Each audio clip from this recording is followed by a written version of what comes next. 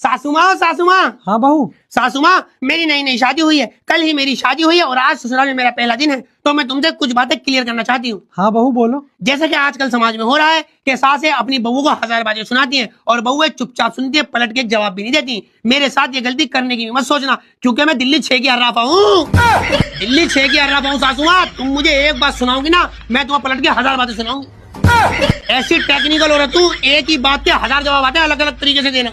हाँ, ऐसे ऐसे जवाब दूंगी तुम्हारे तन बदन में आग लग जाएगी। और सासू माँ, अगर तुम चाहती हो तुम्हारे घर में सुख शांति बनी रहे तो फिर मुझसे मत लड़ना, वरना इस घर में ऐसे तिफर के फैलाऊंगी, ऐसे लड़ाई झगड़े करवाऊंगी। ये तेरे चारों लड़के हैं ना जो प्यार मोहब्बत से रहे, इनके ऐसे कान भरूंगी, एक दूसरे के दिमाग में जहर भर दूंगी, हिस्सा पट्टी करा दूंगी, हिस्सा पट्टी भैया मैं, हिस्सा पट्टी। अगर तुमने मुझसे लड़ने की सोची तो पहले चेतावनी दे रही हूँ कि तुम्हारी तीनों लड़कियां हैं मेरी नंदे, इनके रिश्ते भी नहीं होने दूंगी, बुढ़ी कर दूंगी इसी घर में, सारी जगह अफवाह फैला दूंगी। तो लड़कों के साथ घूमती फिरती है, 2-2 बार भाग चुकी हैं, 2-2 बार भाग चुकी है। सोच समझ कर रहना।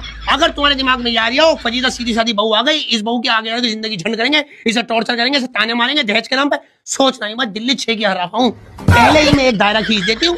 दायरा ये है कि तुम मुझसे फालतू मत बोलना, मैं तुमसे फालतू नहीं बोलूंगी, तो इस घर में सुख शांति बनी रहेगी। भाई ये कहना था। आप तो मेरी सासू माँ हो और सासू माँ माँ के समान होती है। सासू माँ चाय पियोगी, गर्मा गर्म लाओ। रहने दे तू, रहने दे, तेरा कोई भरोसा नहीं है, कभी चाय में भी जहर मिला कर दे दे मुझे। मैं भी आई डोंट नो।